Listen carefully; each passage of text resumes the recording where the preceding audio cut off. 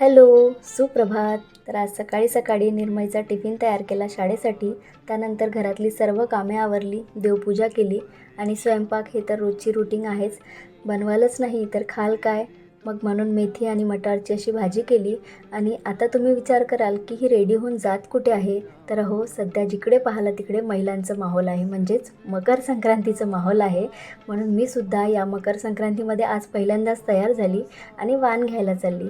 आजूबाजूला मस्त गेली, वाणसुद्धा घेतलं आणि बाहेर जाऊन छान वाटलं.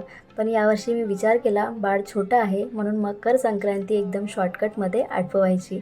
आणि घरी आल्यानंतर काय, स्वयंपाक तर बनवावाच लागेल. तर निर्मईला खायची होती अंडा भुर्जी, तेही तव्यावरची. मग फटाफट अशी तव्यावर अंडा भुर्जी बनवली, त्यासोबत तेल लावलेले पराठे बनवले आणि निर्मईला जेवायला वाढले. तर आमचे असेच नेहमी व्हिडिओ पाहत राहण्यासाठी चॅनलला सबस्क्राईब आणि व्हिडिओला लाईक करायला विसरू नका. भेटूया पुढच्या ब्लॉगमध्ये. तोपर्यंत बाय बाय.